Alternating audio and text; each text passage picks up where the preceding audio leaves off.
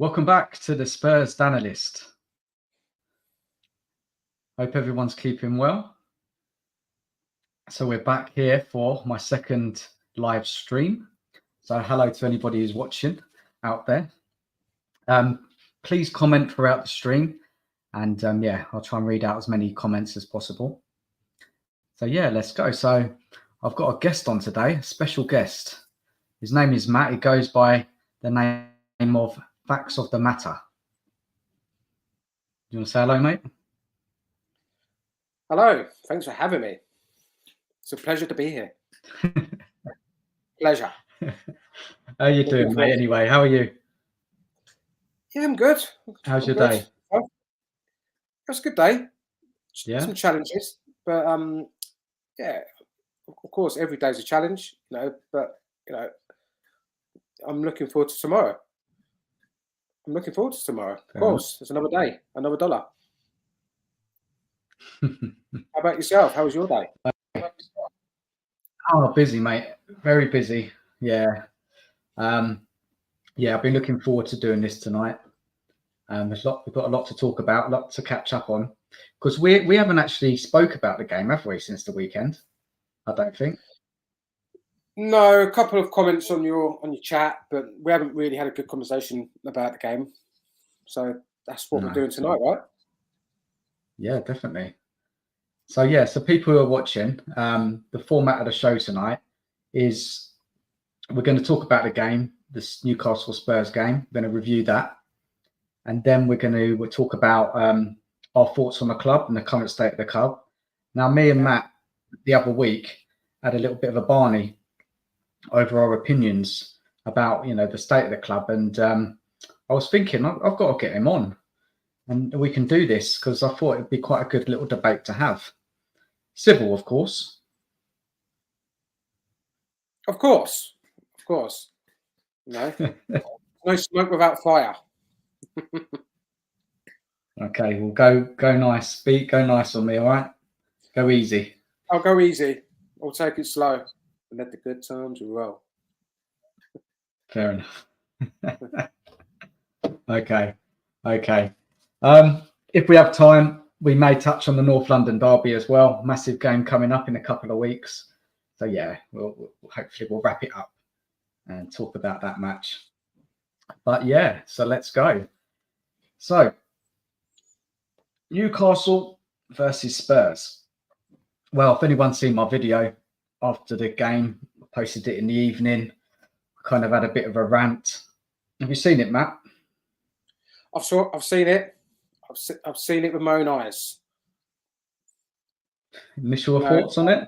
I feel your pain to a certain extent. Okay.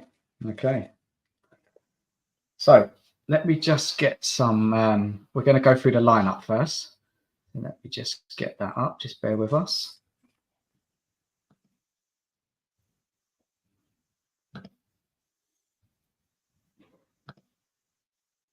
I should have that ready. Won't be long.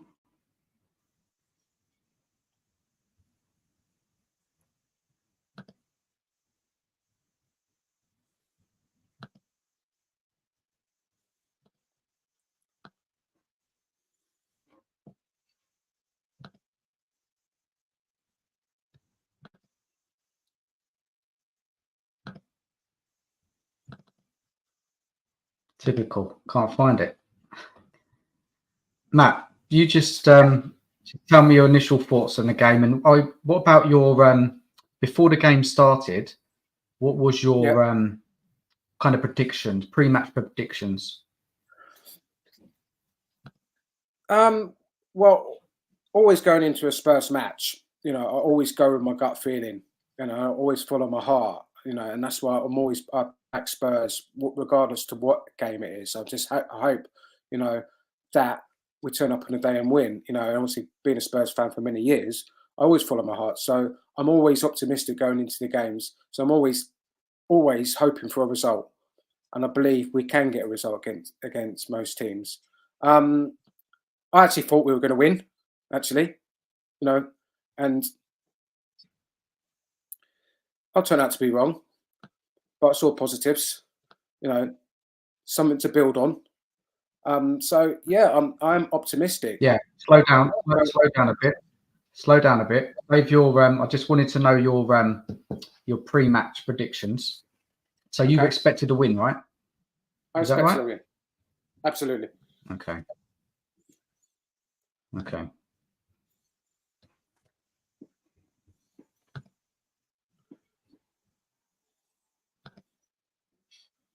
And what about the starting lineup? The starting lineup, I didn't. I thought he was going to go with the same team that beat Everton, but there was tweaks there. So I was expecting Van der Ven to play. There was no talk of him being injured on Andrew's press conference on Friday, so that was a surprise. When did you find out about Van der Ven?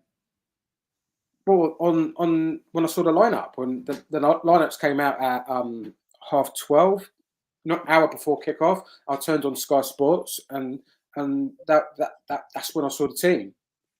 So that I was yeah.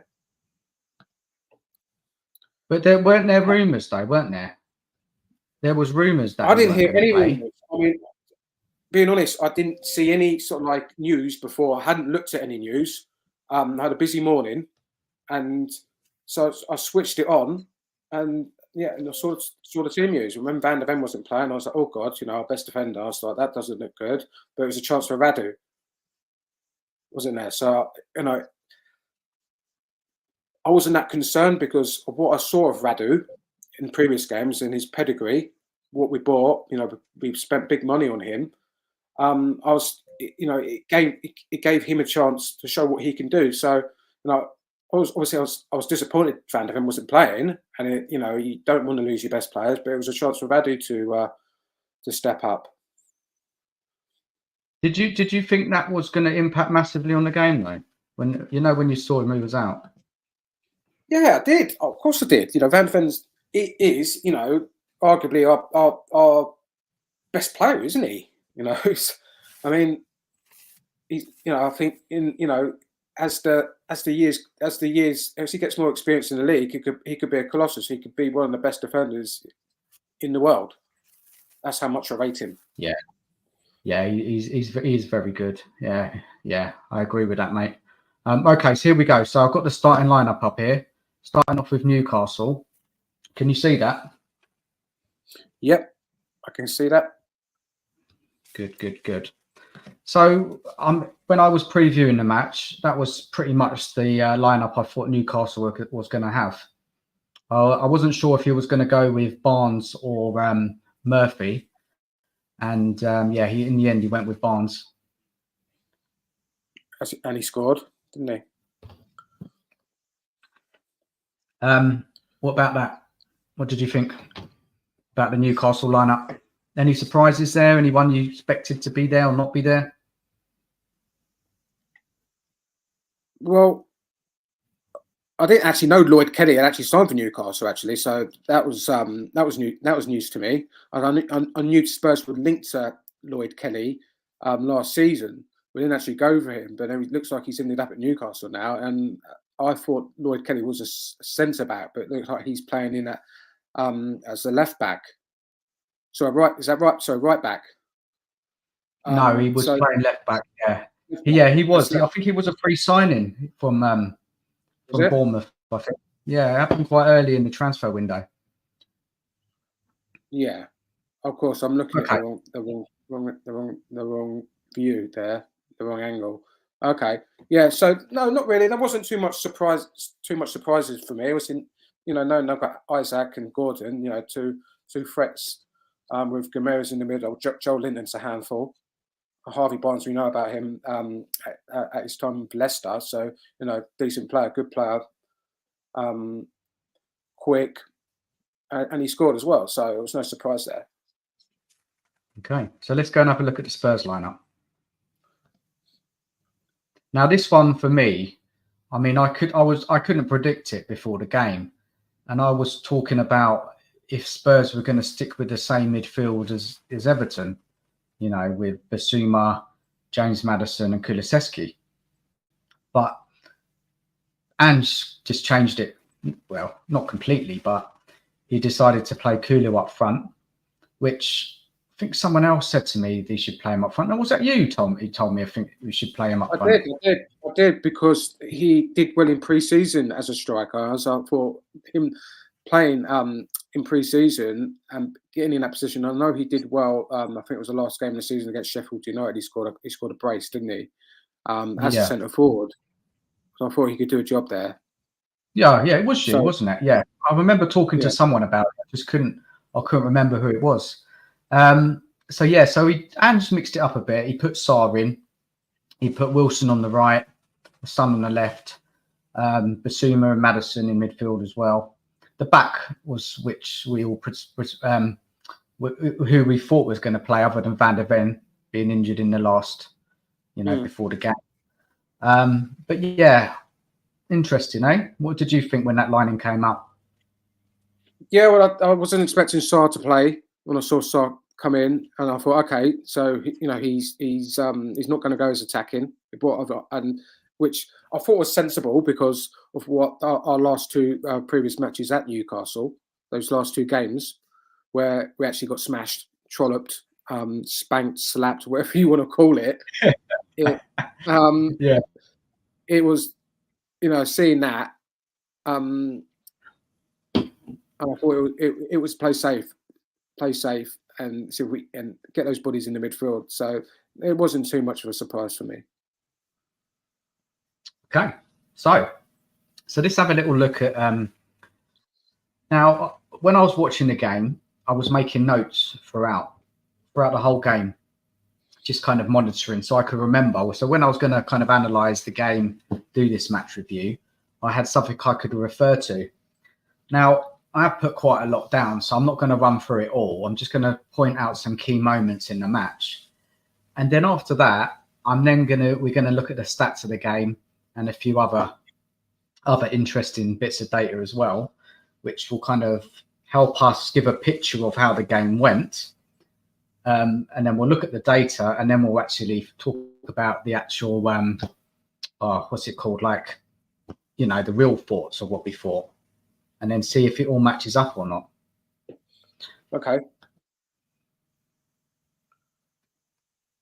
So, okay, let's do this. I don't want to long this out.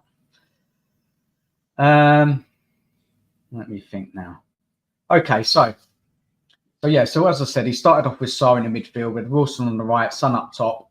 Kulu was playing as a forward.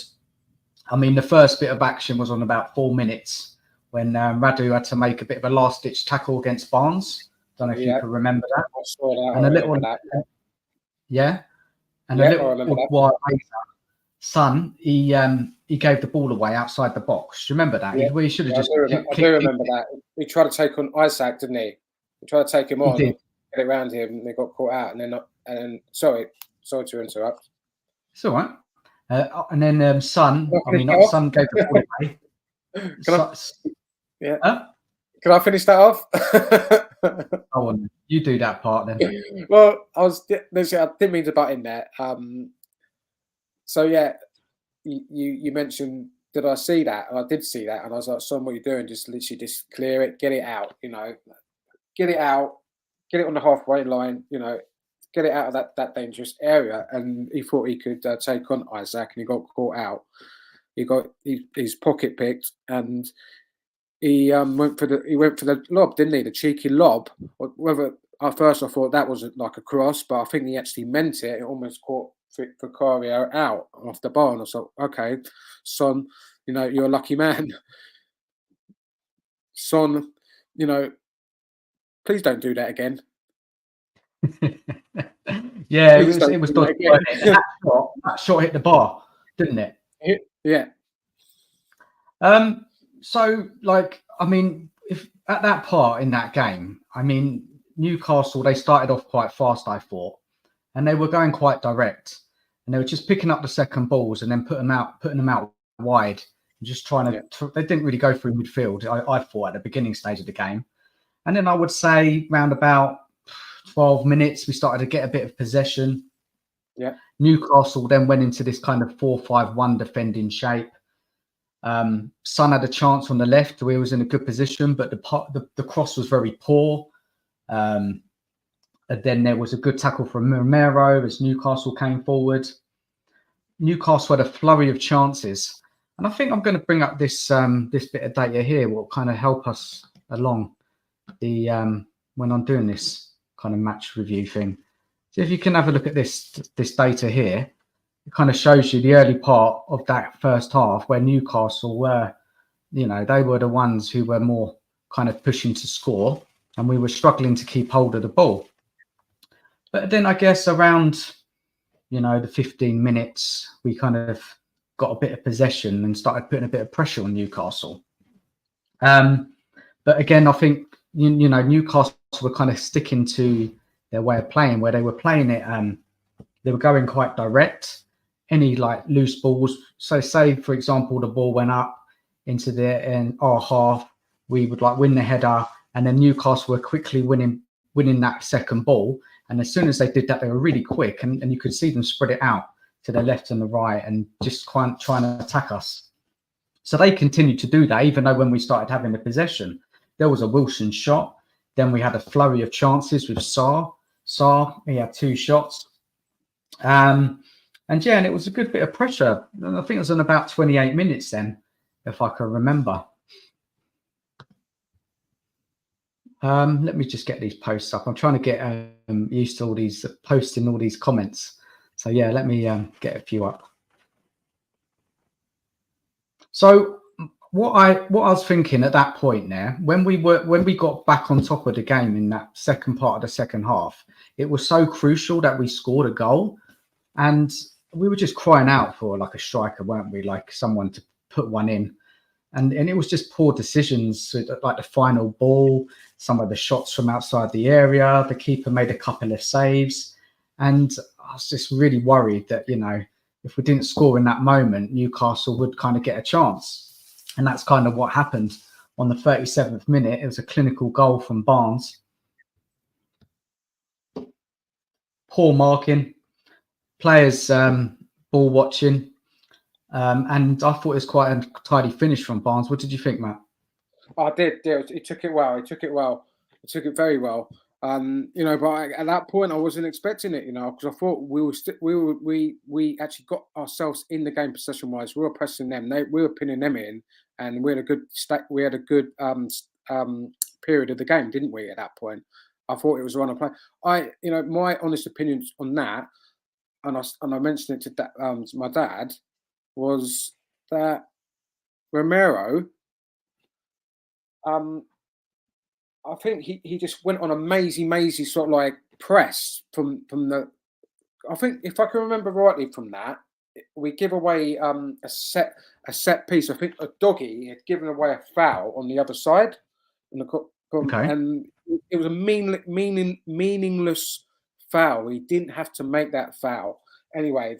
Their set piece, it didn't really come to anything, and it ended up going out. And Romero chased it. He chased the ball out, right, as a press, and he carried on. I was like, what is he doing? Because he's not getting it back. And they switched it out from a throw-in, I think it was.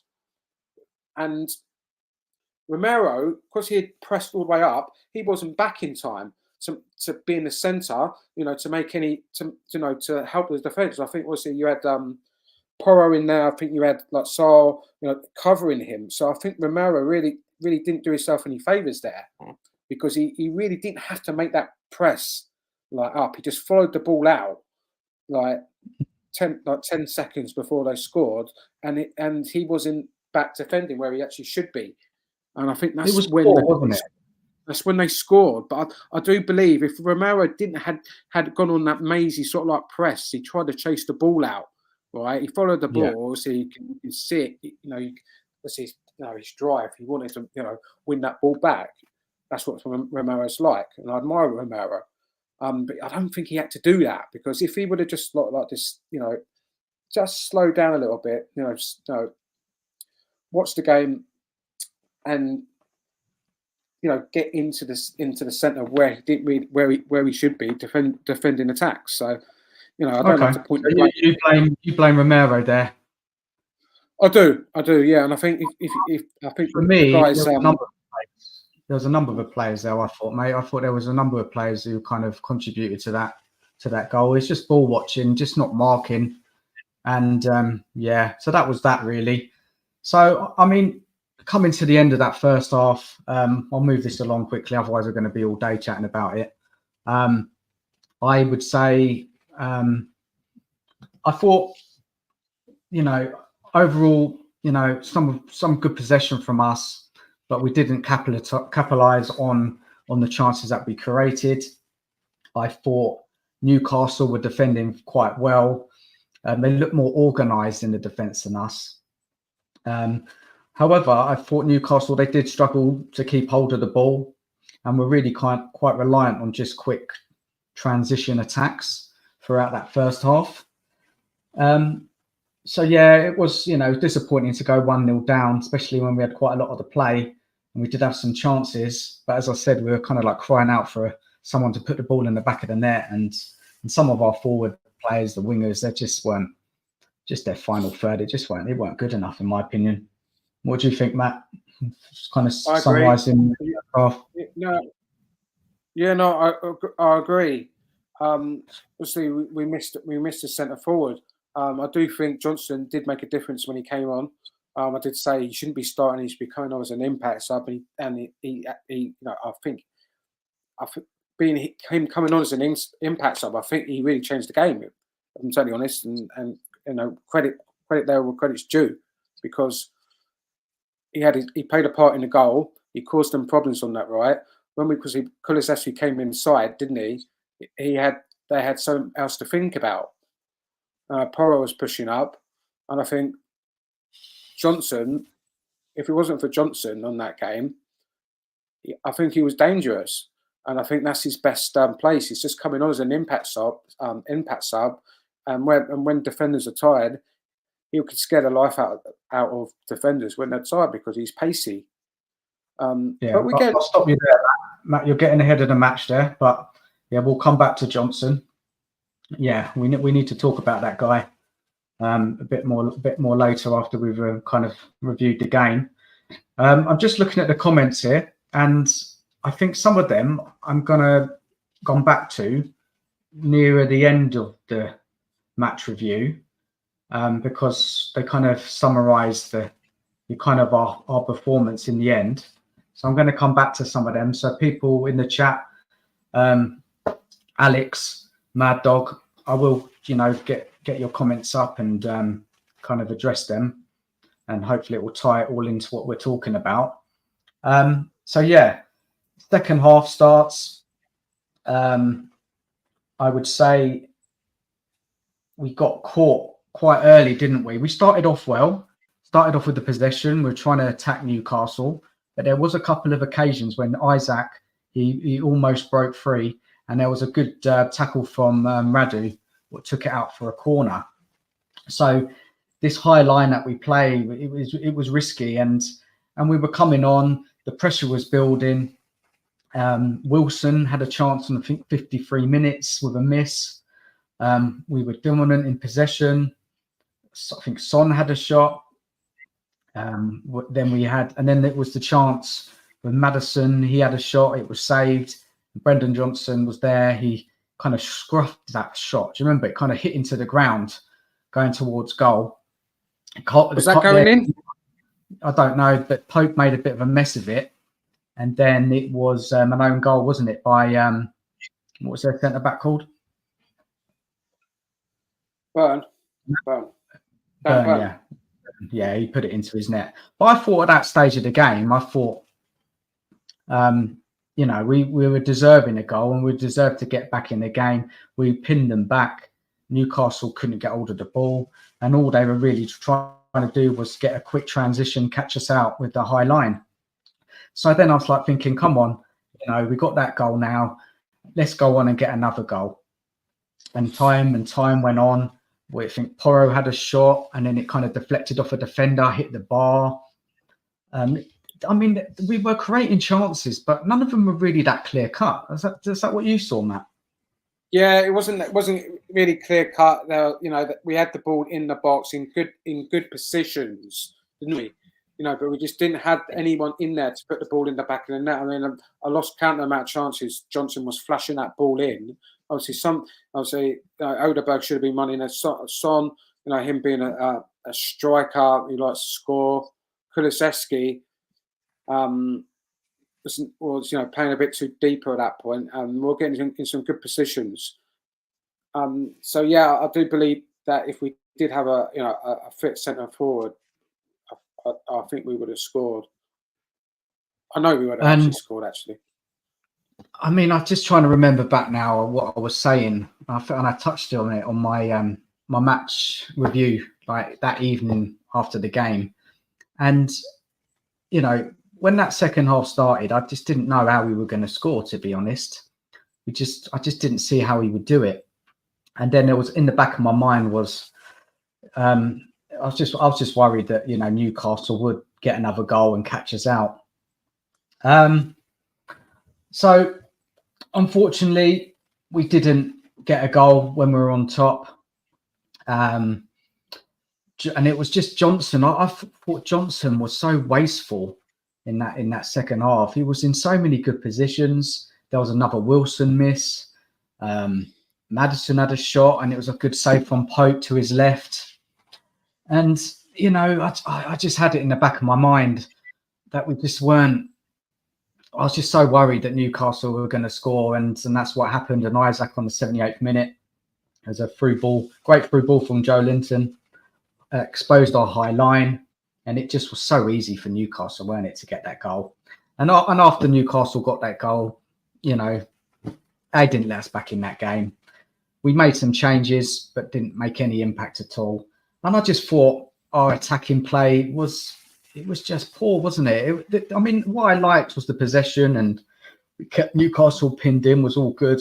But when it got to the final third, yeah, it just weren't good enough, was it? Really, it was very poor. Any final takes on the game? I've got a few more points to say, but I'll give you a chance, Matt. Anything else you want to say about that match? Well, I don't think it was when you say it was very poor, and I saw some good moments in that game. No, the attacking play I meant. The attacking finishing I meant, mate. No, I know the finishing, but the build-up play was good. Okay, as I said, Johnson, when I did get that ball in the box quite a few times, Maddison, was getting on the ball. He was trying to make things happen, and I think if we had a big centre, Solanke, that's why we signed him. If we did had him, he's a target man. He's a presence in there, and I think he would have made the difference. But unfortunately, but don't you think there's comparisons, mate, to the Leicester game? We had Solanke playing then, didn't we? And he had 3 good chances, didn't he? He had 3 good chances as a centre forward. I don't think against Newcastle, I don't think any of our centre forwards had good chances, did they? No, I mean, like I said, Kulusevski didn't. He was playing as a centre forward. He didn't have a good chance, did he? He didn't. He wasn't putting himself in positions like Solanke did against Leicester, where he was trying to get on the end of things with headers. Because Kulusevski's, as much as we could use him as a striker, that's not his natural position. So having Solanke in there as his presence as a centre forward, he's tall. He wants to get on the end of things. And when I saw against Leicester, I think 3 good chances against them. He had 2 headers, and on another day he would have probably scored them for Bournemouth last season. And then he had a chance in the second half where. So you don't see any correlation from that Leicester game and that Newcastle game that we are getting in good positions, we're getting close to scoring, but we're just not putting it away. You don't think there's any forward. Because we didn't have a centre forward on that Leicester game, though. That's what I'm trying to say. We had him. Yeah, I know, but remember the first half, he had 2 good headers, and they were 2 good chances. Yeah, 2 good chances. Good in the so air. On another day, basically, could have scored. That's what you're saying. Yeah, of course. You need it at times. You need a bit of luck in football. You need, the ball to fall to you at certain places. You've got to put the ball back in. I know that. And Solanke proved that last season, didn't he? It's all well and good, Matt. It's all well and good Solanke putting the ball in the back of the net, but who's gonna put in a decent pass into the box or a cross? And that's why I think our wingers, Oberk, Wilson, and I'm not going to blame him because he's young. Johnson, their final ball, he just weren't good enough, Matt. Come on, you must have seen that. Yeah. Because there's two things there, isn't there? It's Solanke getting in the right position, and then there's also the ball into him. Yeah, but of course, Odegaard, he's just started. He hasn't had a pre-season with us. He's just blended in. He's only a young lad, right? Yeah. What I saw, and I saw glimpses of potential to talent there. Matt, if we had any decent, say if we signed a top forward, a top winger, we wouldn't have had a problem on Sunday. We would have put that game to bed with Solanke or without Solanke. Yeah, we didn't have a centre forward, Daniel. So how could we? It's all well and good having wingers. It's the quality ball from the wing play, isn't it? It's the level of ball. So to say what example, Johnson was on the right. Yeah. He just pushed it. He just put it into the box without looking. Yeah. Then Son was waiting more around the penalty spot, so he was waiting for a pullback. And if Johnson would have just looked, he could have. I'm not saying Son would have scored, but Son was there coming in late, and he could have put it in. But for me, I just think Johnson, his decision making around, when he gets in that area, he just panics. And there was a chance when he was in the box as well, where he just completely messed up the shot. Of course, I know you put it over the bar, didn't he?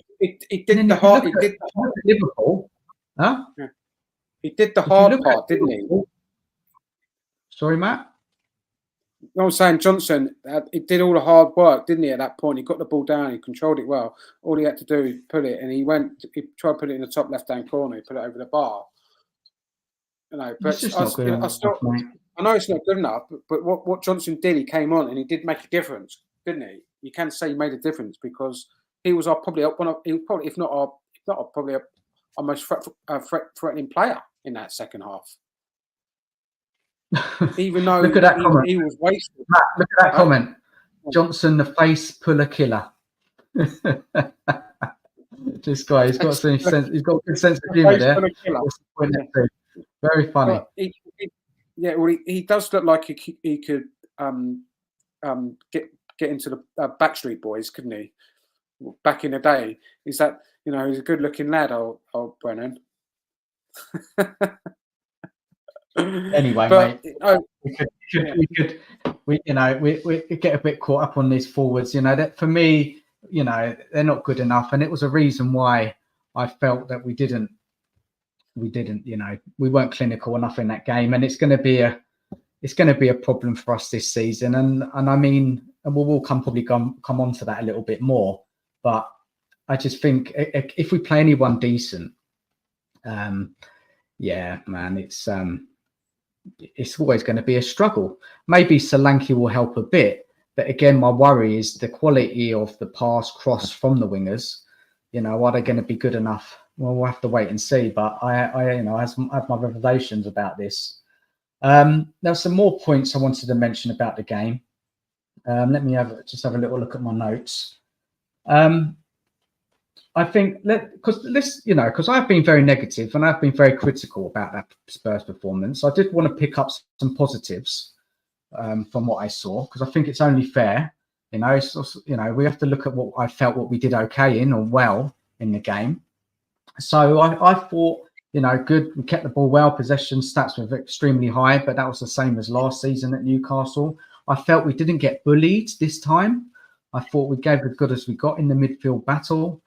As we dominate large parts of the games, we kept Newcastle pinned in, and I just think it's just that our players that game, they just couldn't execute what Ange wanted them to do, and I just think that a lot of those players they're just not capable, especially in that attacking area, and we've put on top of that the high line, which is just so risky, and if you don't score, you're just going to get caught out all day long. So the question is, and I'll put this out for the chat as well. Does Ange have the players to deliver what he wants? I don't think so. What he's trying to do, I just don't think so. 3 games into the season, I think you're panicking slightly. Give it time. Give it time. We've got literally how many games left of the season? We've got a hell of a lot of games to get better and start getting the momentum up. Right, we've got plenty of games to play. You got to look at the positives, man. Like you just said, against Newcastle, compared to where we were last season, where we did get bullied. I actually thought we bullied them in the second half. I actually do. I think they couldn't handle us in that second half. It was wave after wave after wave. I couldn't see anything but Spurs actually scoring another goal after we got that first goal, and then out of the blue they get one on the counter attack. But as you do play that higher line, it's going to happen. It is going to happen, and Ange's tactic is designed. And when you are on top, you must get a goal. You must get 2 or 3 goals when you're playing like that. Now, going back to what you're about the wingers, yeah, Son will be our winger on the left. He'll be our left-sided winger. Matt, what did he do? Right? What did he do? Yeah, well, yeah, he was playing in centre forward though, wasn't he, in the second half? First half. The first half, yeah, but he had no one really there. Kulusevski, he didn't really have. He's not a striker, is he? He's not a striker. Kulusevski was playing in the centre, right? No, but Matt. What about Son's delivery? I'm talking about Son's delivery in that first half on the left. Do you think it was? No, I know he did have a quiet first half. He did have a quiet first half. And second half. Yeah, and the second half. He was playing more central in the second half, and he had that chance where he came in on the centre and he tried to put it in the corner, didn't he, on the right hand corner, but they blocked it. The defender blocked it. Matt, what's your thoughts on this comment? Look at this comment on the screen, yeah? What the point FC? It continues the same pattern as last year. There's no flow up front because we've signed square pegs and tried to fit them in round holes. What do you want to say about that? Square pegs in round holes? Well, I'm not sure about that. Of course I do. Do you understand? Well, of course, playing Kulusevski as a striker is square peg in a round hole. I understand that, but we didn't have any other strikers. What? Yeah. We didn't have another striker. So what? Okay, right. Kulusevski played in pre-season as a centre forward, and what I saw of him in the pre-season games, he done well. He had some good link-up play, and he was pretty tidy. So I thought he could do a job, but it was clear to see against Newcastle he's not a striker. I think against middle to lower end table teams, I think he can do a job as if he was the last resort. But against anyone decent, I don't think so. No, he's not a long-term striker. He's just he's a gap filler. And what about this one as well, Matt? From Nige Purecoys, big up. Final ball was very poor. Got into so many good positions. So basically, he's saying what we've been saying throughout this this stream. Final ball was very poor. Yeah, got into so many good positions. It's true. It's true. But we've seen Son deliver. We've seen him deliver. I mean, even in that first half, I did see him put a ball in early. We know what Son can do, right? We've seen it over the years. He can beat the player. He'll do that little step over, and he'll get half a yard, and he'll whip it in his left foot. He's got a good delivery, Son, right? I don't know anymore. I don't think so anymore. I think Son is really good against teams where we have space in behind, and then he's on the end of something to finish it off if he's through on goal. I mean, Newcastle, there was just no space in that game, and he was just ineffective. You agree? Disagree on that? Yeah. He's a moment player, Son. Now he just plays in moments in games, and like a game against Everton, You know, the other weekend, he took his goals well, didn't he? Yeah, he had a good game against Everton. A good game. He did, and Everton, they weren't coming out at us, were they? So maybe my comment there was a bit harsh, but you know, I think Newcastle still got it. You know, I know Son is not the the same player he used to be. I know that, you know, and that is just, you know, that it's universal law, isn't it? Right? Players do decline. I know. But Son look at this comment here, Matt. Look at this comment. What's the point, FC? Son doesn't even suit our system. You just crowd one another up front, which hinders Maddison from doing his job. Well, no, I don't agree with that. I mean, Son, how does he hinder the system? He's either playing out wide, or he's playing as a centre forward. It's up to Maddison to find him. Really, Son is making the runs. The amount of times I actually saw Son. No, he is trying to make the run. He sees it, but if Maddison can't find him and no one gets the ball out to him, you know, Son at the end, we all know what Son does. He's our best finisher. He's lethal in front of goal. So give him the chance. He is our best finisher at the club still. Yeah, I agree. And I think what FC is saying is that when we are attacking, we're attacking in so many numbers. Everybody's getting in each other's way. And when a team is playing a low block or defending deep, it's hard, isn't it, for Son to kind of make an impact because everybody's on top of each other. So the only way we're going to really score is from a crazy shot, a great shot from outside the box, or the wing play, taking on the fullback and darting into the box and putting a good clinical ball in. And that's the only kind of way you're going to beat these low blocks, you know, teams who defend deep. And I just think, you know, our wingers that we have, they just can't do that regularly throughout the match. And this is why in games it's going to continue to be a struggle. Yeah, I know, but we can still pick up points along the way, of course. I'm not saying not pick up points, mate. What I'm trying to say is, no, look, don't get me wrong. I do think we'll still pick up a lot of points. But what my biggest worry is when we play a decent side, a decent team who can defend and attack, like a Newcastle. You know, that's where I feel that we're gonna, because when you're on top in these games, you need to score. You need to be clinical because the other team could score at any moment, even if they're not playing well. So what did Son do last season against a good Arsenal side at the Emirates? Yeah, he goes on. He scores two goals in that games. Two goals in that game against Arsenal. Matt, let's not get caught up on Son. You know, Son is still going to offer us a lot this season, and I think he's the last person we should be criticising in this team, especially after that performance. I'm just looking at the signings that we've made overall. You know, the wingers. You know, Johnson, it's not good enough. Wilson is only young. You need to give him time. Who else we got? You know, Werner came on, offered nothing. Who else have we got? Wingers in our team. Matt Kulusevski, but he's more playing central now. I just think we'll have to start seeing Mikey more soon. I just do. I think he will work his way into the bench. Devine was on the bench, you know. Did you realise that? I saw that. Yeah, did see that. You know, he would have offered us something, you know, different. I think if he'd come on because Werner did absolutely nothing. Yeah.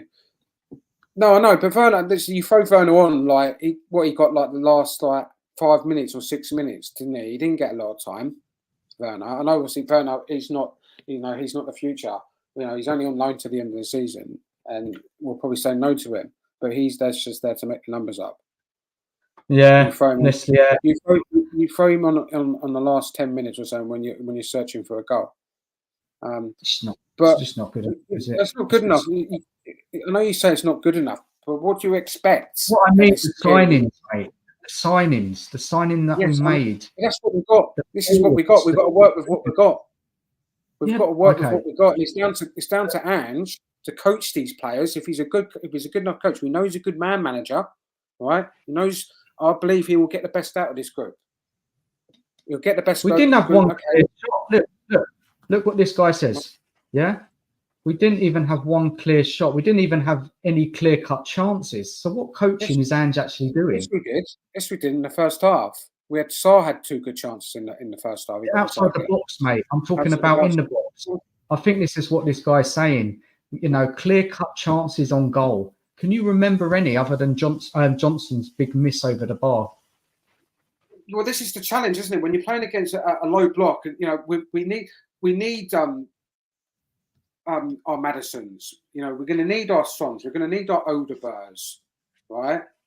Basuma, Saar. They've all got to play their part in this to create these openings, get these goals. Because once you get one, it changes the football, doesn't it? It changes the game.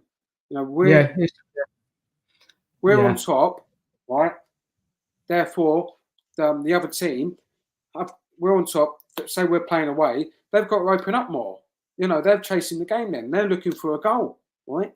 So then that leaves more gaps. That's where when you play this system, you've got to score your goals, 1 or 2, at least be 2-0 up, and then the game opens up, and then you've got all the space in behind, and that's when we will do the business. You know, it's 3 games in. I think it's too early to do. Not Matt. I've got to stop you there. It's not 3 games in. Ange has been here since last season. You know, 3 games in the new season. No, but you have to look what happened at the end of last season, because it's rolled on to this season. It's the same players, mate. There's nobody new out there on the field. It's the same team. You know, Solanke was injured, fair enough. Wilson is new, but he's young. When you're just looking at the last 3 games, I'm looking at what happened last year, mate. Yeah, I'm looking at progress. That's what I'm looking at. I'm not saw progress there. If you compare when we lost to Newcastle last season, we got smashed by them, didn't we? Smashed. Look where we put up a much bigger fight against Newcastle. They've got a good team. Yeah, they've got a good team. They're organised. Eddie Howe sets them up well. They've got good players, right? Yeah, they're Newcastle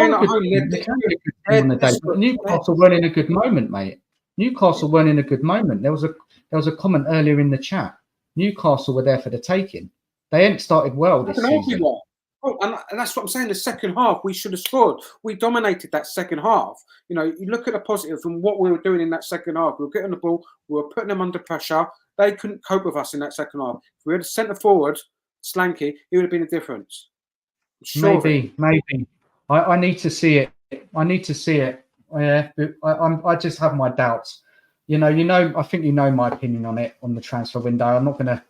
I'm not gonna go into it with you again, because we just go on and on for ages. You know, in my opinion, transfer window is not good enough to move us up a next level. I think we will be. Let me finish, mate. Let me finish. I still think we will be winning a lot of games. It's just those games where we play a decent side, especially away from home, where we're going to get found out. And, you know, I hope I'm wrong, mate. Listen, you know, I don't want Spurs to not do well, but I just that transfer window is criminal, mate. Honestly, this is my opinion. You might not agree with me. Fair enough, and you can have your say on it in a minute. But I just think it's that transfer window has really set us up to fail. Yeah, it was underwhelming, the transfer window. It was underwhelming. Of course it was. But I think we got the striker that we needed. You know, 2 youngsters we don't really know too much about. One's for the future. You know, we're hoping that the players know the system more, right? They trust Ange. The players, they level up, they step up. You know, because they're still good. These players have good ability. Basuma, yeah, Benzakor. These are decent players, you know, who play at a high level, and I don't think they've reached their full potentials yet. You know, you've got Romero, top defender. You know, he's questionable at times, his decision making. Van der Ven, we all know how good Van der Ven is. Porro and the Doggy. Doggy he's not up to speed fitness wise. Porro, he looks good. Yeah, Porro's Porro. You know what you're getting from him. You know, Madison, he started the season well. He wasn't effective against as much Newcastle, but he did play a part in the goal, didn't he? When he shot and then Johnson scored. He's got a point to prove. Yeah, I always say judge it at Christmas time. See where we are at Christmas time, and that's when you have an indication of where we're going to be. And if we are, the lower half of that first half, lower half, say it's 8th, 7th, 8th, and 9th, you know where we're sort of going to be. But if we're in the 6th, 5th, we can still look for Champions League. We're looking for Champions League this season and a cup run. That's what we're looking for, and that's what we look for.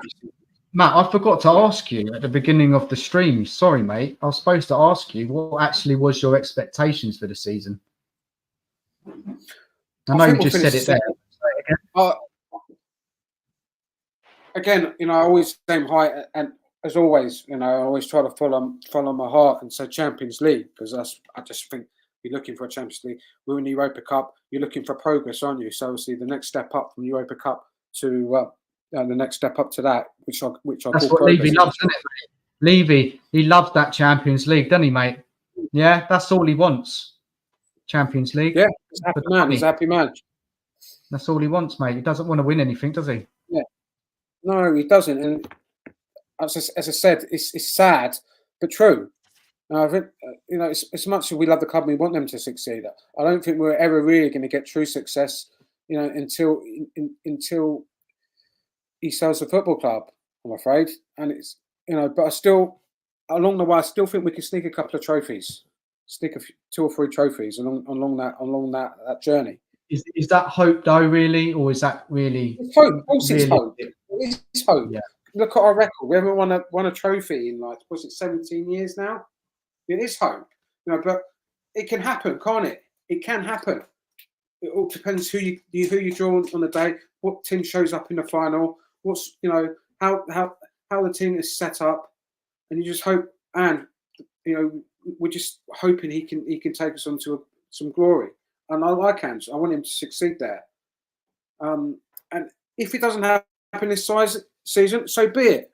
Okay, then we look forward to the next season and we build on that and we keep building. We've got to stick with this manager for a while now. Yeah, we have to stick with him. It's no good sacking managers. We've got an identity with him. Yeah, he knows how his team's set up.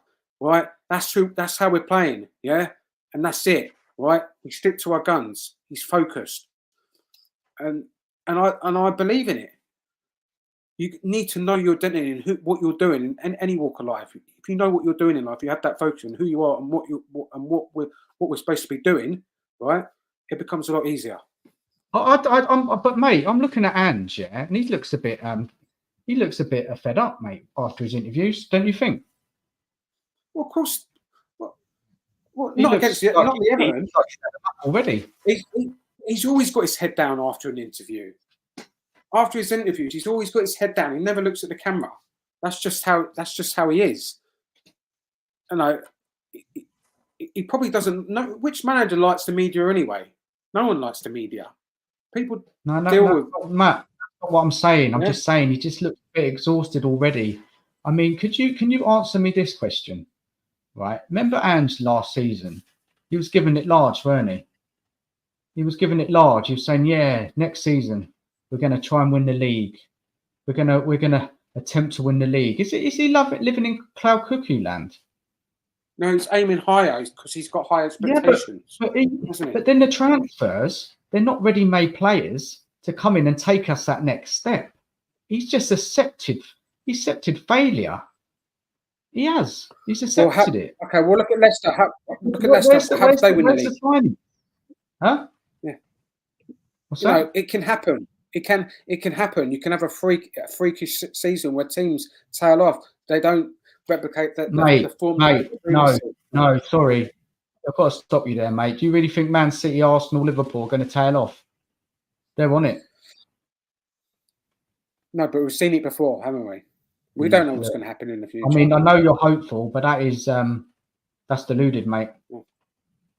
I've got to say, I know you're hopeful, but no way. We're not. Look, we'll be in and around the European places.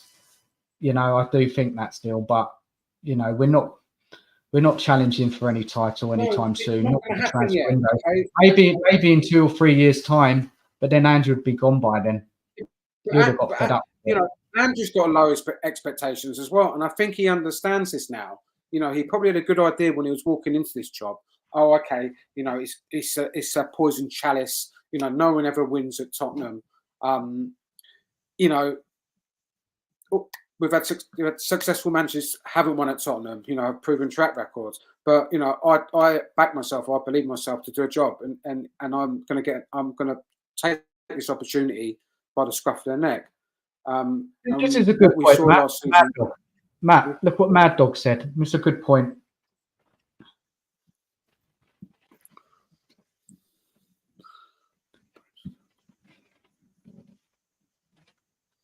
You read it? Yeah. What's your thoughts on that?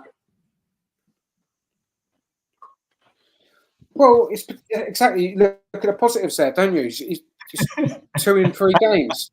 Hey? No, look, the other part of his message. Yeah, should have 5 or 6. Okay, yes. It's the quality to put the assist away, just in there. That's what I'm saying. You know, he's making the assists. He's putting the assist there. We just haven't got someone to put the ball in the back of the net yet. Solanke's missed the last 2 games, right? Yeah. Don't you worry. When you get Solanke back, and then you get Madders connecting with Don, right? That's when you're going to start seeing more assists from Maddison and goals. We'll see, mate. Yeah. We'll see what happens. Levy just wants to take part. That's what Mad Dog said. Don't know, take part. Don't know what he wants to take part in. Not a lot. He's just need him to leave the club. Yeah, I'm fed up with it. Alex Got Experience says the record should tell you that Levy's not interested in cups because there's no money in them. Yeah. He just wants the Champions League. Yeah, of course he does. Of course he does. But are you telling me that Levy picks a team? He doesn't pick the team. Look, we'll see near the end of the season. We'll see near the end of the season if we're still in the cups, and then there's a crucial game in the league, which means that we could be fighting for Champions League. Let's see if Ange goes strong in the cup still, or he weakens the teams and goes strong in the league. Because this is what's happened before in other seasons, isn't it? And that's why Mourinho got sacked. Because he wanted to pull a full-strength team out in the final against City, didn't he? Yeah, you remember this? But Levy said no, and he ended up getting sacked, didn't he? Really? Is that what it's all about? Yeah, people in the chat will remember. People in the chat will remember this. I thought that was all due. No, there's no way the chairman picks a team. There's no way. Right, because the manager doesn't he? He has a lot to say on what goes on. They can try to influence it, yeah. They can have a little whisper and have an influence and question it, but it's still down to the manager to pick the team. It will be his decision. It won't be anyone else's decision apart from the manager. You know, that would be he'll have the final say who's picking the team. Surely that's got Well, yeah. I don't know what Ange is going along with it, mate, because like he's talking about what we're going to try and win the league next season, and then you look at your transfer window, it's not good enough, and then he's talking about after the end of the transfer window, he's saying, I think it was a good transfer window. Really? I mean, what's this guy on? He's all under the spell. He's a yes man. I think he's become just another Levy puppet. Why is he letting this all happen? Conte wouldn't allow that. He wants to go through the youngsters, though. Maybe he wants to buy the youngsters. Yeah, maybe that's what he wants to do. He's talking about winning league titles last year, mate. He's talking about winning league titles. Okay, but you got to admire his optimism, haven't you? You've got to admire his passion to go out and say these things. Of course, he might be, putting on a show. He might be telling fans and telling them what they want to hear because fans want to hear it, don't they? Fans want to hear. That's what we're doing. That's what we're going for. You know, we have been bored to death under the last 2 or 3 managers since Poch. We've been bored, right? It's a breath of fresh air to see some attacking football, right? You know, I'm backing Ange. I am. I hope they stick with him. I do, and just give him a chance because I'm sure he won't go. He won't get pushed I'm sorry, if he doesn't get pushed, I'm sure he'll stay because he sees it as a project. And if it is a project, Look, going back to my expectations at the beginning of the season, before the transfer window ended, I wanted, and I know I've spoken to you about this, but just for the people in the chat who don't know, I wanted to close the points gap between Liverpool, City, and Arsenal. I wanted a winner cup or come very close to, winner cup, and that transfer window tells me we're not serious. And I just think that we're going to be in around European places again. We might get lucky in a cup run, get to a semi-final and final. You never know. Depends on the draw we get, if we get lucky. But it's hopeful more than I really think we'll do it. Seasons in the past when we had teams under Poch, I thought that, yes, we've got a massive chance to win a cup. And getting top 4 under Poch was the norm, wasn't it? Now, when I look at this team now, and I do think we have some very good players, I just think it's just so disappointing that Ange hasn't been back seriously. It could have just been an Eze, a Tony.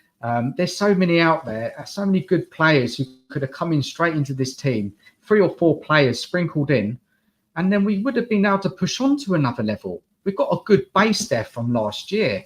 We've got a system in place. Yes, it's not perfect. Yes, it's work in progress. But if you just sprinkled in that 3 or 4 top players into that sign, and I would be looking. Look, I'm not saying it's going to guaranteed win anything, but bloody hell, give us a lot more chance. And then we're just left with youngsters and Solanke, and it's just like, what is going on, mate? Matt, can't you see this? Yeah, but when has Levy ever splashed out 4 or 5 players or top players in any season? Why do you think it's going to change now? Isn't it? It's just the same old thing, isn't it? Groundhog. Be realistic. Manage your expectations. Yeah, I know it's sad, but it's true. This is how he operates. So you've just accepted failure. Then you're just accepted failure. I'm expecting the reality of it. Yeah. So you're just down tools. You just expect nothing. No, we always remember, right? We're still in a cup competition. We're drawing out for a trophy. If we win a trophy, that's a successful season in my eyes, right? So every time we go into the season, knowing that we're in the cups, we've got a chance. We've got a chance. And on our starting 11, when they're fit and they're on firing, they can be a match for any team. Against Man City, we proved that last season when we played them at home. We're up for it. We play that high press football. Okay. It's a little bit nerve-wracking. 3 games against Manchester City, lost all 3 of them. No, we got a draw, actually. We got a draw at Man City. So we go toe-to-toe against the best teams. We can do it. We got the players there. We've got the setup there. And we're hoping Solanke is going to fire 18, 19, 20 goals, maybe more. That's what we're hoping for, aren't we? So we're hoping he's the answer to this at the moment. That hit Solanke was our marquee signing. You talk about the essays, you talk about the Pedro Netos of this world. Yeah. Nico Williams. He ain't going to spend big money, 3 or 4 top money, because you have to spend top money on them players. He's not going to do it, is he? One marquee signing a season with a couple of potential players. You could have signed a couple more. That's how you could have signed a couple more. He's not though, is he? Because he's never done it in the past. So what makes you think he's going to do it any now? A leopard never changes his spots. Yeah, and that's the reality of it. I mean, it's depressing, mate. It's depressing. The only time a leopard will change his spots, is when he's got too much to lose. See what Alex says, mate. Look what he says. Alex, look at his comment. Yeah. He wishes he could have your hope. We need to have faith. Yeah. That's what we're born with. Faith. Mate, belief is something that we learn. It's your opinion, and that's what you're thinking about it. That's where you're coming from. You can think and feel how you want. But myself, I just worry that it's just going to be a season where we're just going to fall short again. I'm just waiting for it all to come. Progress. Progress. That's what you want. If you want to see progress, that's what we want. If you're seeing progress in that team, in any area, it could be in your life, any area of your life, football, your football team. If you're seeing progress, yeah, that's when we're happy, guys. And do you think you're seeing progress right now? Do you think you're seeing progress? I've seen progress already. I've seen progress already by looking at that team. We smashed everything. I mean, even that against Leicester, we deserve more. We should be. I think our performances have deserved us 9 points so far. I mean, there was something I saw today that we've only kind of conceded 7 shots on target, and we've conceded 3 goals.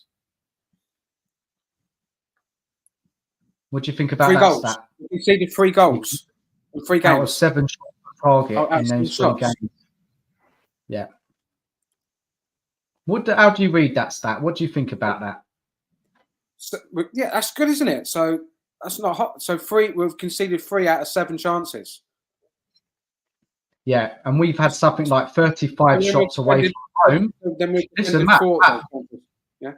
Let me finish. We've had something like 35 shots on target away from home. I think that's away from home. I need to double check. And we've only scored, what's that? 2 goals? 35 shots. Or maybe they're not all on target, but 35 shots, 2 goals. What does that tell you, mate? That just says it all, doesn't it? The strikers, the wingers, the final ball is going to let us down. And that's just over 3 games. But not worried a little bit there? What's that? 35 chances in 3 games? Yeah, and only scored 2 goals. Yeah, and we haven't had a centre forward in 2 of those games, have we? Well, some can be a centre forward. He scored 70 goals last year. That's just over 11 and a half chances a game. That is. Yeah, we're creating chances, right? We're not positive, are we?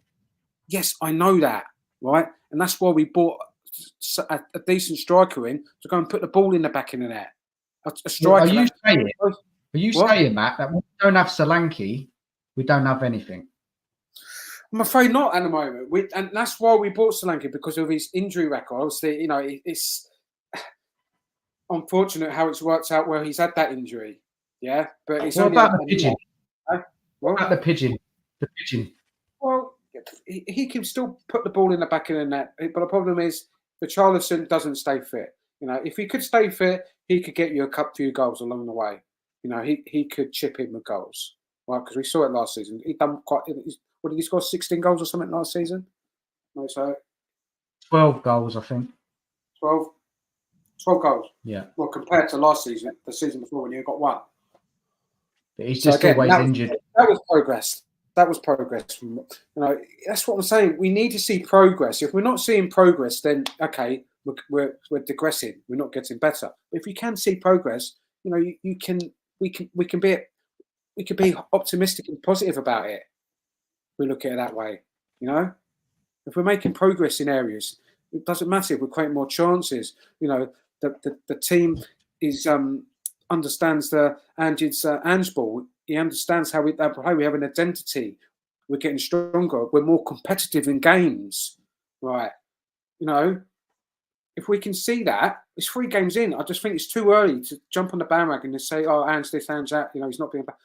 We're not even 3 games in. Judge it. Do you know some people have already given up on Ange? Yes, I know. I know they have. Of course, and they're entitled to their opinion. They don't believe in his football, in his attack, the way he plays. It's gung ho. It can be suicidal at times, but look at this stat, Matt. Look at the chat. Look at the chat.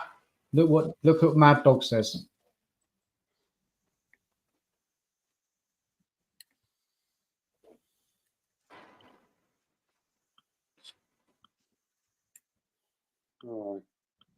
Can you see it? What's wrong with you tonight? You can't see nothing. You're not wearing. You've got your glasses there.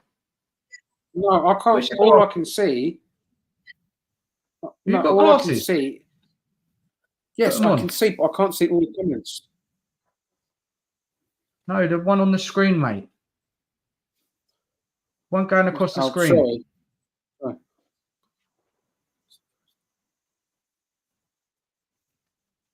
That's a scary stat, that. I think he's only won 33% of his games since the first 10 run last season.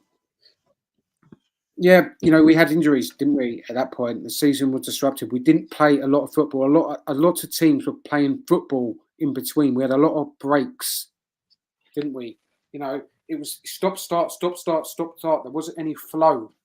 Yeah, you need, when you're playing football, right? You need the games coming in thick and fast.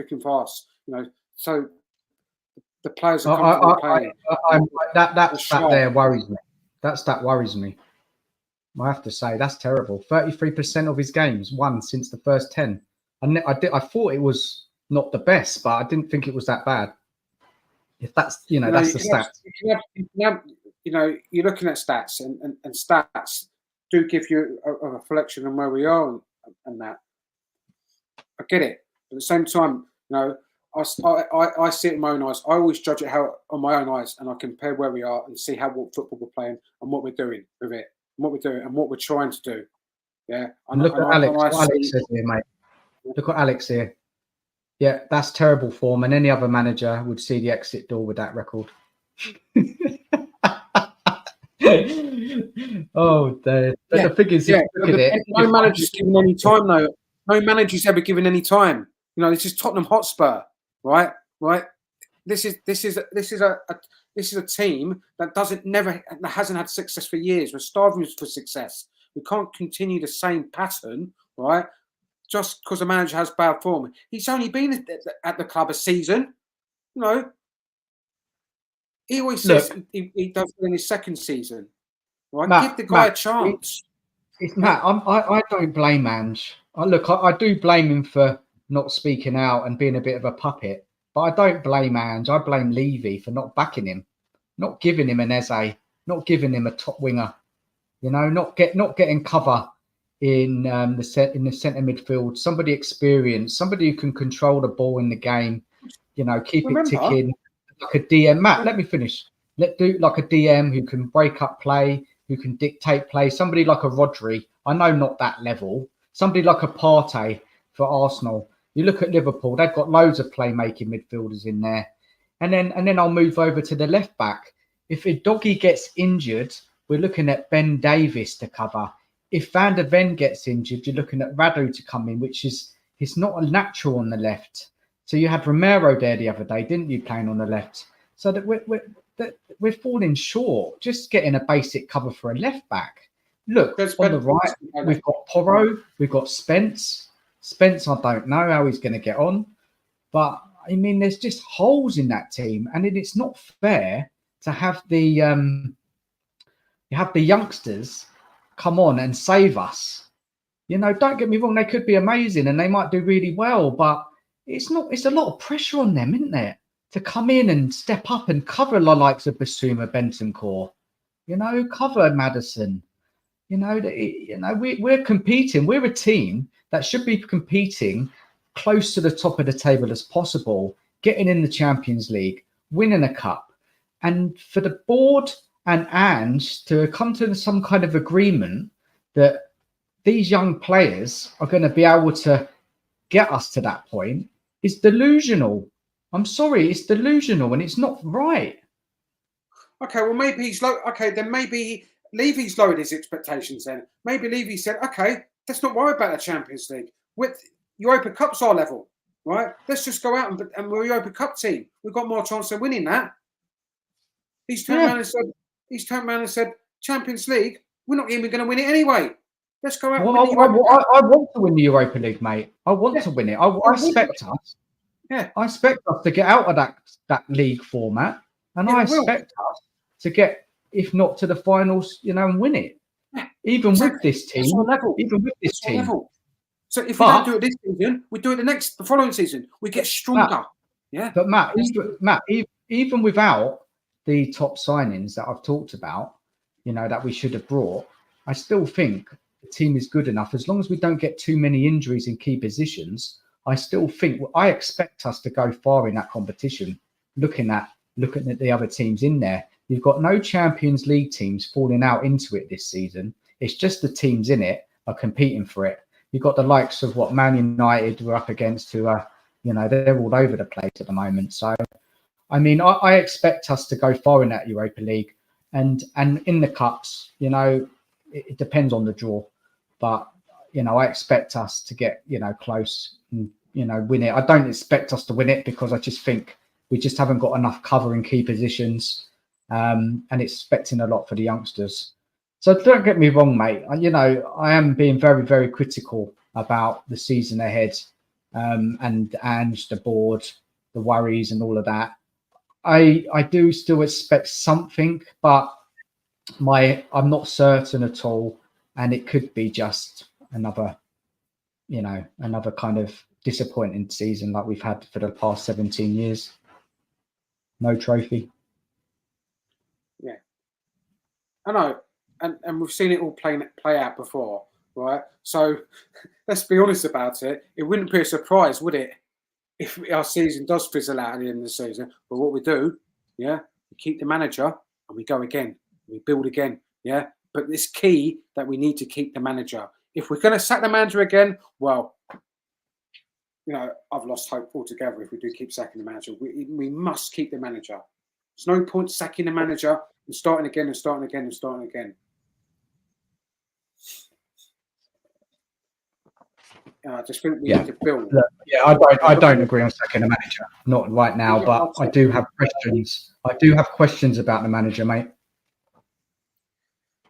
I do have questions. Yeah, and it's fine. Question marks. Okay, you've got to give him at least 4 seasons. Give him four seasons. Okay, right? He's got next season. If he doesn't do it next season, if he doesn't do it in a 4 season, okay, cut your losses. You've got to give him 4 years at least. I think 4 years, 4 years, and you back him along the way. Well, Levy's level of backing, is completely different to like Pep's or Arteta's or Chelsea. And that's why we're always going to be feeling, We're always going to feel like we could have done more. We've been let down where other teams have gone out and spent money. But if you think about it, the season before, he has spent the cash. He has shown that he spent the cash, but we wasted the money on the wrong players, didn't we, along the way? If we're better at identifying the players that we're getting and stop buying duds that don't do the business. But do you know what made me laugh? You know what made me laugh the other day? Where someone said, it just really made it was on Tottenham. We Are Tottenham TV. Yeah, there was a big debate going on there after the game, after losing to Newcastle. It was really good. It was a good watch. You should check it out. And it was Stell from Tottenham Away. He goes, it's all well and good getting out all the dead wood, but we've got a load of other dead wood now. And he's talking about the likes of Johnson and Werner, and I mean, it just made me laugh. It really tickled me. It did. We've got rid of deadwood. Now we've brought some more deadwood. I found that so funny, and it's just crazy, isn't it? He's right. We've got deadwood. I think he's a player to come off the bench. That's all he is. That is all he is. He's never going to be a player who's going to move Tottenham forward. He never is. No. Can you see me okay? I think I've lost you at the moment. Mate, I can see you perfectly. And just reading out the comments there, mate. Mad Dog. The reality is our squad is too thin.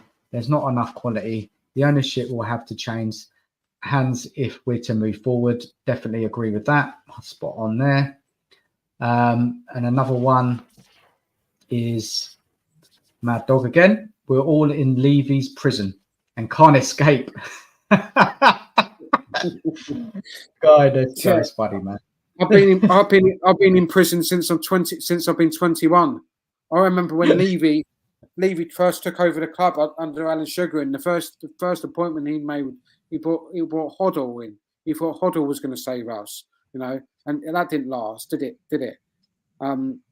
Levy, he's got his good points, what he's done with the stadium, I know, and we're starving for glory. The good points. The stadium, I can't even afford to go and watch them at. They're a joke. They've got the most expensive season tickets now, and we're not even the top team winning anything. He's got a bloody cheek, isn't he? Yeah. Well, once you're inside the stadium, he's clever though, isn't he? Because once you're actually inside the stadium, the cost for the food and the drinks is quite reasonable. So you go in there and you can have a good time, definitely, and it's a good experience when you go there. But yeah, of course, you're buying premium prices. You expect a premium team, I get it, and it's sad but true. But hey, this is the Levy show, isn't it? It's Comedy Central here, mate. Look at the comment. I can't. I've lost you at the moment, mate. I can't get back to you at the minute. Oh, I can hear you though. Just keep chatting, mate. We can see you. He said basically, Mad Dog. He says it's like a dog shitting in the same hole every day. It starts to stink, doesn't it? Yeah. Thank God for the humour, mate, because if we didn't have the humour, we'd be bloody depressed, wouldn't we? Because it is a sad state of affairs if you really think about it. Spurs and the dream of winning anything and that joy. I mean, do you remember that cup when we beat Chelsea? I mean, it was such a great feeling, weren't it? It was fantastic. And who expected us to go in and win that, though, did they? Who expected us to go and win that? No one did. No, mate, I'm talking about the feeling. I'm talking about the feeling. Of course, the feeling. That's what I'm saying. It happens. Tottenham are not going to go and win a trophy every single season, right? But when they do come, right, we have to cherish those moments, and it will happen. It will happen. That's how sad it is for us, isn't it? It's sad. It's a hope. Did you watch the Big Six the other day? No, I didn't. I didn't myself. No. When someone put a question out to the panel, when was your most, your best moment for winning a trophy? And, and it went through all the people on there were saying, the Chelsea, Man United, City, their best moments. And poor old Toby on there, he got lumbered. It was so embarrassing. The Carling Cup, the best moment in his life, or probably maybe the FA Cup. I don't know how old he is, but not the Carling Cup, the FA Cup in '91. But it's just, and then we're seen as a top 6 team. Yeah, we're seen as a top 6 team, but we're the only top 6 team who don't win nothing. You what, mate? Have we lost you? Hold on. Do you want to log in and log out again? You're echoing now. No, I've got you now. Had a little bit of internet difficulties. Yeah. No, I hear you. I hear what you're saying, and it's embarrassing. And I just don't let it. Obviously, I've accepted just how it is. What can you do about it? There's no point getting yourself, sad and it's no point feeling sorry for yourself. Oh, poor Tottenham, poor this. Well, desperately want to try a desperate trophy, right? I get it. You are disappointed. I am, but this is the reality of what we're in here, right? You know what, mate? Matt, yeah. Do you know what? I mean, I don't even get really disappointed anymore after games. I mean, years back, I used to get so frustrated and it really used to affect my mood.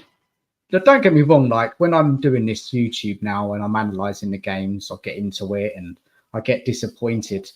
But I don't, once the game's finished and I said my bit, I'm just so used to it. I'm losing the feeling and I just move on with my day. I don't let it affect my day. I do not let it affect my mood anymore. Yes. I don't. I'm over it. What I used to do, it used to affect my mood now. So I'm probably a little ahead of you now in terms of my expectations and where we are and where we are. I lost that faith a good, few years, a couple of seasons ago. I did. I lost that faith that, that. Of course, I still am disappointed when we lose. And I see how far we go and we're so close. You're cheering them on and we end up losing in the last minute. I can bear it when we put a good performance in, and and we don't deserve to lose. I mean, that game against we didn't deserve to lose. So when I see that against Newcastle, when I see that, and I see that we have made improvements, that's enough for me. That's enough for me to say, okay, I accept it. I swallow it. We didn't deserve to lose, and we've seen it over the years. It's baby small steps. This is where we're at. I don't even think it's that. I don't even think it's baby steps, mate. It is. It is baby steps. And steps. Hang on, we haven't sold any of our best players this season, have we? We haven't sold any of best. We've sold players. They're not in not in our plans. Matt, but if we don't do anything this year, Real Madrid would be going to come in for the likes of Romero next season. Well, I can go for Romero then. I can go for Romero. Romero's a great defender.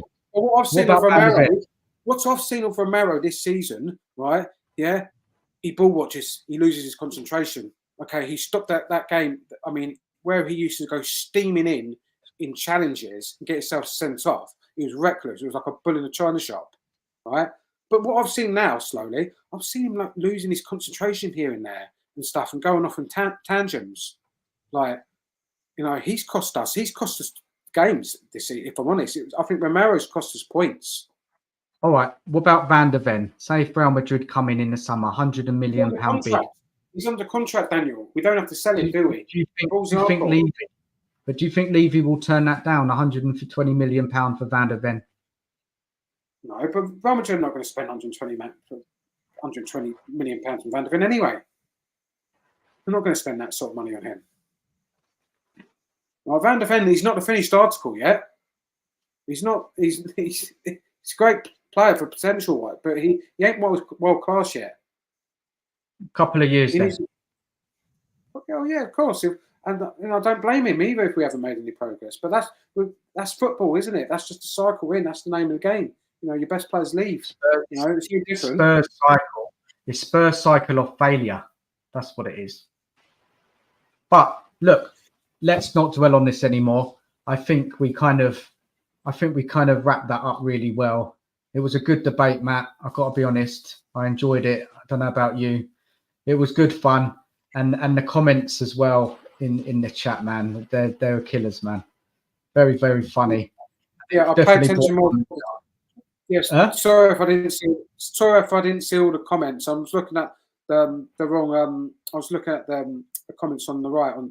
Obviously, I didn't see the ones in the centre there. Sorry about that. Didn't see all the comments. Yeah, and Alex Scott saying, look, next summer 100 million, and he sells off Romero to wherever, and then we'll let him go. Daniel Levy. Huh? Romero's not world class either.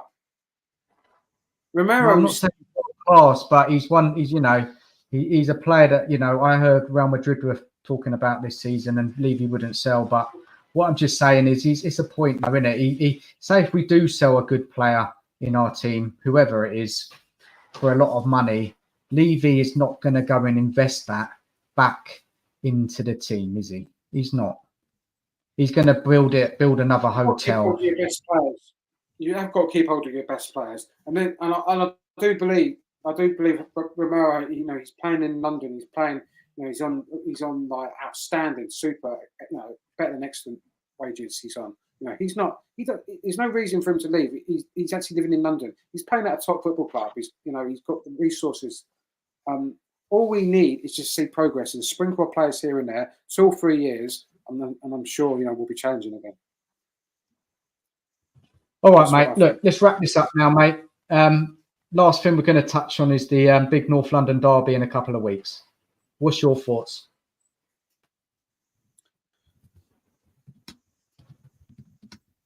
3-1 Spurs. 3. I'll throw that one in the hat there. Serious. As I always said, didn't I? Always go with my gut feeling. But to be realistic, I'll take a point. If I'm honest, I'll take a point. Take a point there. Okay. I'll take a point. You always got to aim high, haven't you? Have you got any more thoughts on it before I give you mine? Well, we know Declan Rice is out, so that'll be a big miss. Van der Ven fit, Solanke fit. You're hoping. I know I've mentioned hope a lot of the time, but being a Spurs fan, that's who we are. So yeah, that's what we're looking for. We get our best players fit and see where we go. Then Arsenal are not in the best of shape at the moment. They haven't started the season on fire. So yeah, I think it'll be a good game. I'm excited for it. What you predicted for? 3-1 Spurs. Come on. Matt, you keep changing your mind. Is it a draw? No, is it a win? I say 3-1 Spurs. Yeah? Yeah, I'm saying 3-1 Spurs. Would you put a cheeky bet on that? I don't bet. Nah, you shouldn't. You shouldn't bet. You shouldn't encourage that. My take on it, the Arsenal Spurs match. I'm looking that we must win that game. We must win it. We're at home. It's a big derby. The players are going to have to raise their level.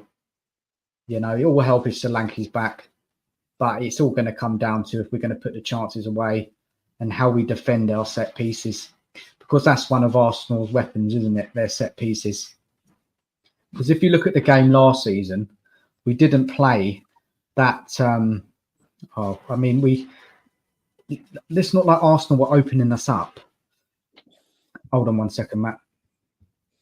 Hold on one sec. You carry on, Matt. Carry on. Yeah, you're worried, aren't you? Of course, from set pieces. But I think the last two games, we have handled our set pieces. So like I said, and I keep banging on about progress. But again, I've seen improvements there.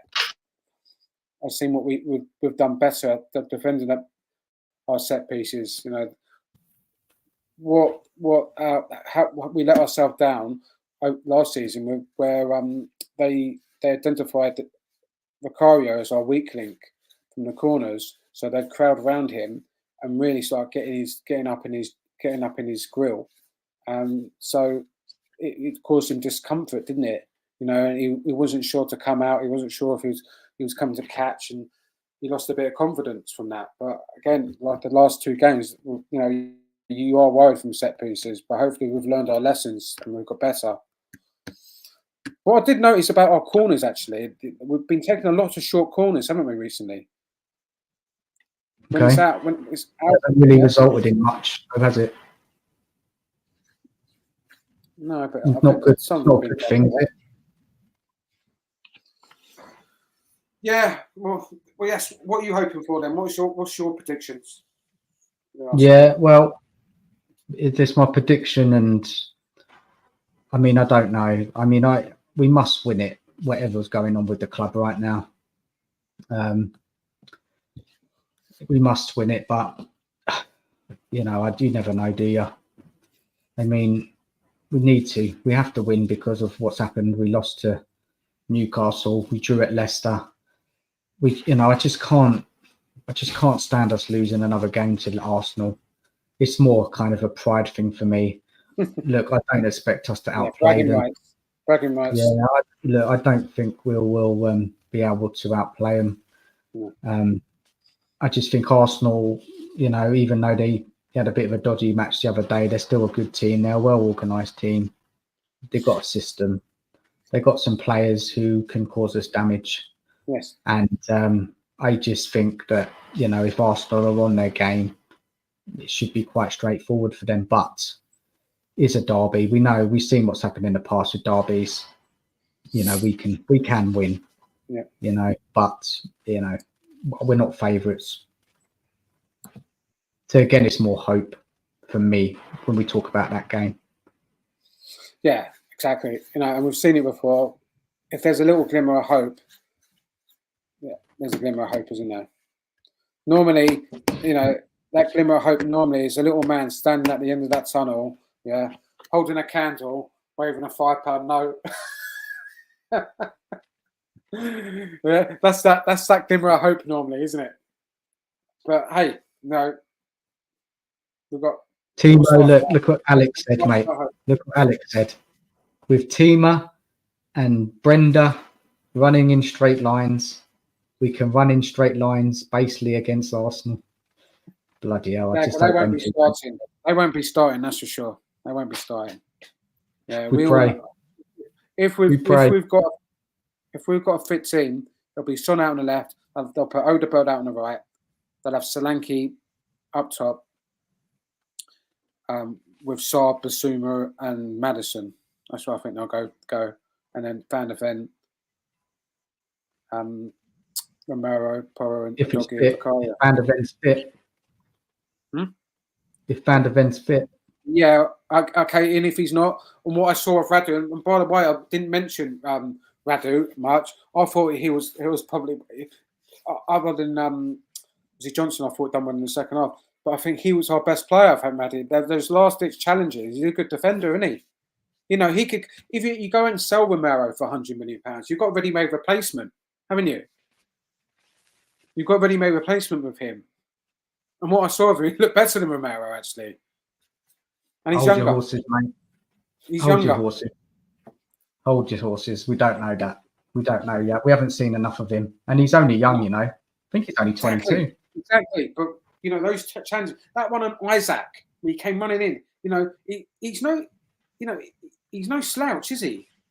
He can. You know, he might look a little bit. He might look a bit of a donkey. You know, but he's not. He runs. He can get back, and he's good. He times the tackle well. Oh dear. All right, mate. All right, let's wrap it up. It's been good. I hope you enjoyed it. Have you enjoyed it, mate? I've enjoyed it. Yeah, good old chat. Yeah, we'll do it again. We'll do it again throughout the season. Thank you for everybody and their comments. Yeah, keeping it lively. Some really funny comments, some good comments as well. And you know, what a lot of people said is the truth. It's just how it is at the moment for Spurs. You know, the show must go on. Well, I'll be back. Not sure when yet, but you know, the season will be back going in a couple of weeks after the international break. And yeah, so I guess it's a nice little kind of breather now and not think about Spurs and talk about Spurs time and time again. Same old stuff, different day. But anyway, thanks, Matt, for coming on. Pleasure. And thank you again for listening. Please leave any other comments. And yeah, take care. Take care, everyone. Good night. God bless. Bye-bye.